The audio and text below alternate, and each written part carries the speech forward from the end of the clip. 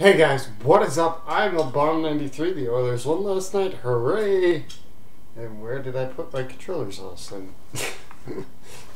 Happens to me more often than you think. Even especially after my Mario Kart review. So today I'm going to give a brief overview of using an Xbox One Elite controller for a year over a standard Xbox One controller, which I still have over here, and give you a brief my thoughts on this kind of briefly. I'm not going for the watch time, but if it's over 10 minutes, you understand that's my typical watch time because I go off on rants and stuff. So, anyways, I shall begin. So, why would you use one of these over one of these? The fact of the matter is you're paying $150 for customizability.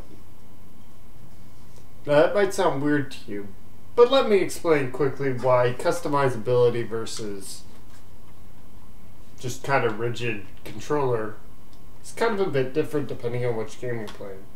Now I have this in its Rocket League setup right now, so I do change it when I go to play like Dirt Rally and Forza and stuff like that. But this is a great controller for playing racing games, or if you're like me and you play Rocket League and you handbrake turn a lot, which I quite often do, but I hold down one of the triggers at the back instead of actually hitting one of the base buttons, which I believe it is X. But so instead, at the back you see I have two triggers. I use one as a handbrake trigger and the other one changes my view to ball cam and whatnot. However, using this controller, you can, in fact, change your, so you can see I've changed my trigger sensitivity. Now it's able to go all the way down. Is this one is only able to go halfway down afterwards? Though it doesn't look much different, it does actually change quite a bit. Like, I'll show you a little bit more up close. So this switch is up right now. I switch it down, moving it about halfway. It's about 75% actually. I'm able to move it all the way down. Another thing is that these controllers are very customizable when it comes to thumbsticks. So I don't have all of them with me, but I typically like this. My brother will use this controller actually, and I don't necessarily like him using this controller because when he goes to play Fallout and stuff, he uses this one. So he'll quite often switch it back to the regular setup, which I do have a regular Xbox One controller. The reason why he doesn't use this is beyond me because it's still connected to the wireless port that I have on this computer.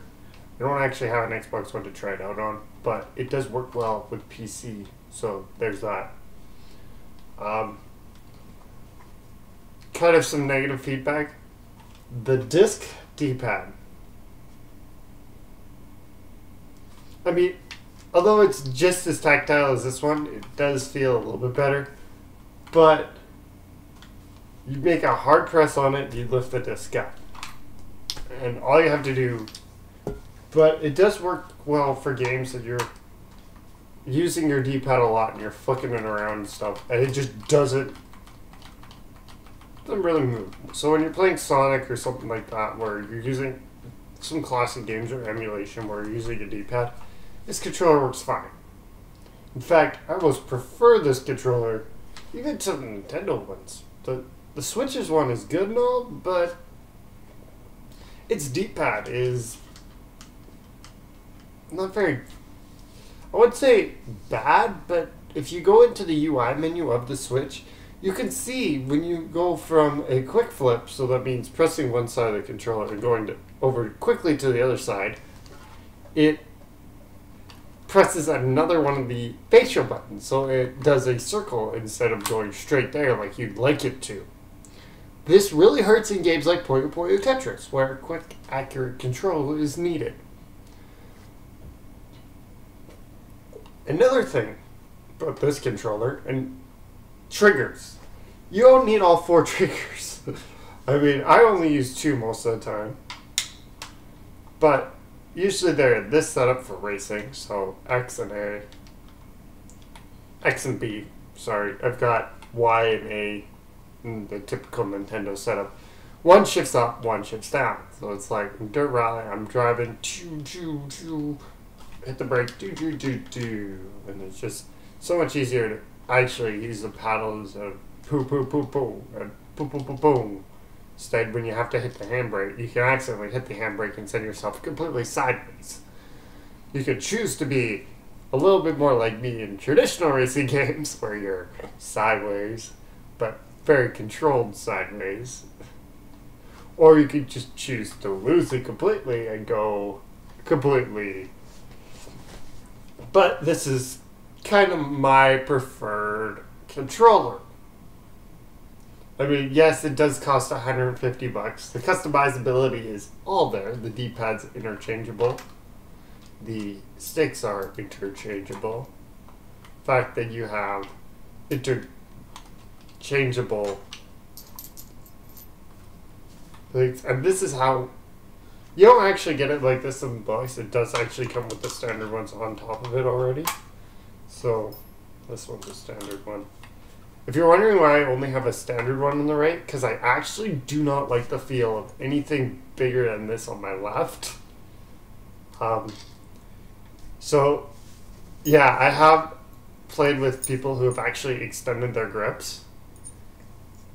I just do not like the feeling of them on my right analog stick. I get that some people like it for the control aspect. I'll understand that, but at the same time, it's not my kind of thing.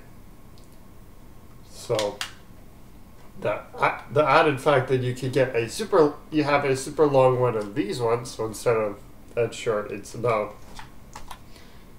See, you can see a difference already there, but this, I guess, it's very hard to show you. So it's very hard to show you on my hand. So I'll use my Mario Kart 8 disc case. So there we go. You can see the difference there, and the third one's even taller than that. It's about that tall. So you have 3 options, and I really like when you're using the rounded one, rounded top. It's really nice when you're playing a racing game to move your thumb around on it. As you can see, I'm using that finger as kind of a base, but it's really nice to move your finger around on top of. However, with the D-pad, I like the disc a little bit better, but I will say,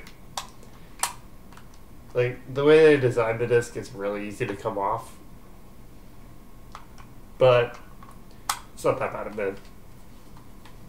But so, do I recommend this controller?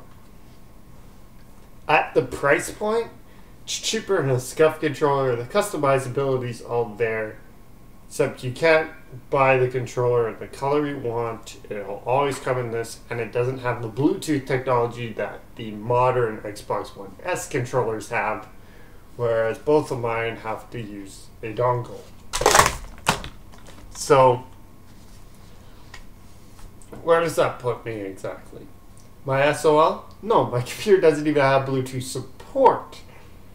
So I can't even connect these to my controller without the dongle anyways.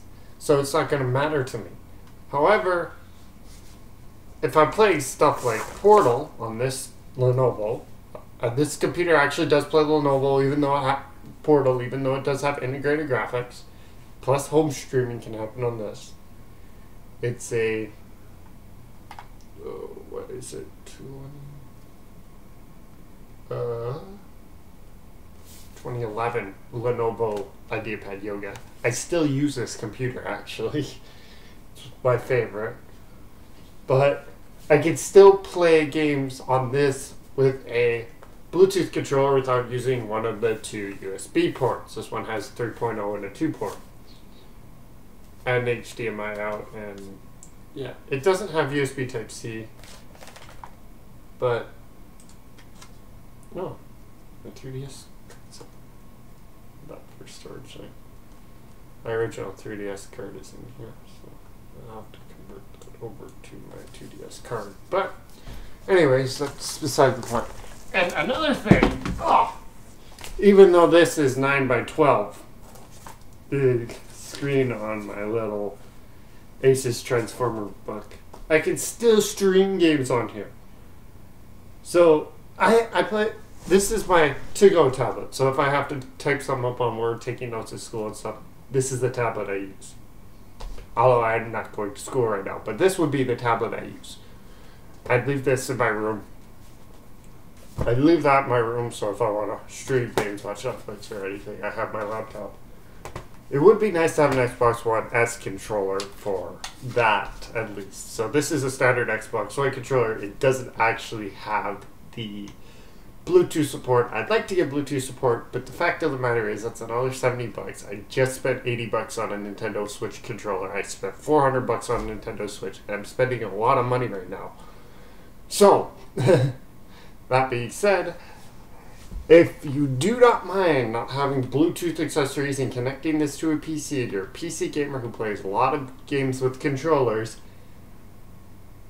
I'd recommend this controller. Unless you buy a scuff controller of the new Xbox One controllers. I also recommend this controller if you're an Xbox One owner and you like a little bit more customizability and play a lot of racing games. And that being said, that's about it. If you don't mind a standard controller, get a standard controller. But however, if you want the wireless functionality without having to need the dongle, which I want to plug right now, it's just a little USB thing, receiver. It's actually a little bit bigger than my D-input one for my PS3 controller. So this goes with this. It's actually an afterload PS3 controller, but I use it with my PC all the time to play games like NHL and stuff like that. So it's actually a bit bigger than this one. If you're wondering why I have 3 controllers plugged into this TV, into this computer, it's because I use this for D-input games, such as, like I said, NHL, stuff like that. Whereas this controller I use more or less for racing games and any games that use X input, because this is actually a lot more responsive of a controller than this one, because the buttons on this controller, even though they do have the flex of a standard controller, they're just actually buttons. So they have no sensitivity. That's why I prefer to play Gran Turismo 6 on PS3 with an actual PS3 controller. Anyways, guys, that is my time for today. I've already done 12 minutes. So, anyways, guys, that is my time for today. Don't make sure to like and subscribe. You have an Xbox One Elite controller? Tell me what you think in the comments below. I'd really like to see what you guys' opinions are.